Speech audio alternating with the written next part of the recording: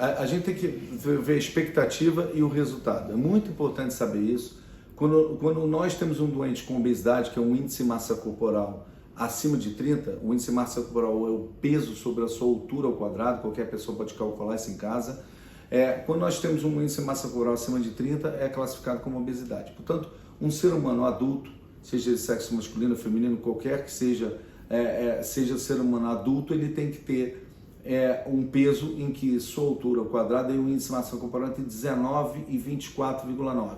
Esse é o índice de massa corporal do peso saudável, com menos riscos à doença. Então, toda vez que a gente vai tratar do doente, a gente tem que expectar que o doente chegue a esse índice de massa corporal. Agora, é muito importante entender, conforme eu falei, que a cirurgia ela é coadjuvante ao tratamento, que é multidisciplinar. Então, as questões nutricionais, as questões endocrinológicas são tratadas conjuntamente com a cirurgia.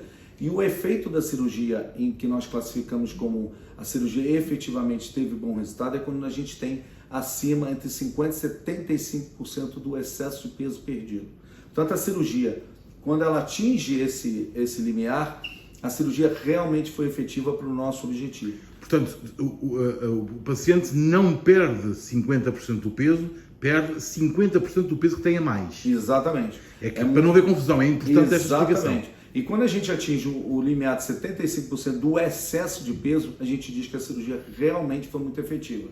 É muito importante entender que essa perda de peso, a gente tem que perder o peso ruim, o excesso ruim, a massa gorda. A massa magra, que é músculo, não deve perder. Portanto, a gente nessa balança tem que reganhar muitas das vezes um pouco de peso de massa magra e perder da massa gorda. Portanto, por isso é que 75% do excesso de peso é importante perder. Vamos dar um exemplo para as pessoas perceberem. Alguém que pesa 175 quilos, o seu peso ótimo seriam 75, portanto tem 100 quilos de excesso, tem 100 quilos a mais do que devia ter. O sucesso de uma operação é alguém que consegue perder 50 a 70 quilos desses. Exatamente. Né? E essa modulação entre ganhar a massa magra é muito importante na recuperação desses doentes, que são músculos de sustentação que muitas das vezes estão atrofiados. Por exemplo, o doente que às vezes tem obesidade, como 175 quilos, ele tem muita dificuldade em fletir, que é o atacador, por exemplo.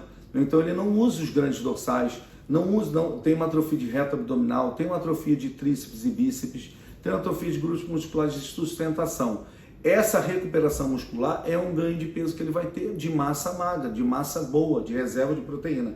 Então, portanto, efetivamente a cirurgia tem que ser a perda de 50% e 75% do excesso de peso ruim. É muito importante entender isso. E outra coisa, com relação ao peso, muitas das vezes a gente indaga se o doente é muito obeso para operar ou é pouco obeso para operar.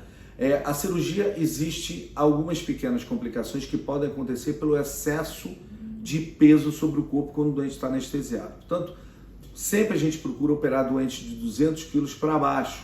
Os doentes que têm acima de 200 quilos, a gente tem terapias adicionais, coadjuvantes ao tratamento da obesidade, como um balão intragástrico, com medicações como os análises GLP-1, por exemplo, que são feitos para perder um pouco de peso, para ter condições de operar. Muitas das vezes o doente numa marquesa, com 200 quilos, e anestesiado, ele dobra praticamente o peso dele sobre os músculos das costas dele, né?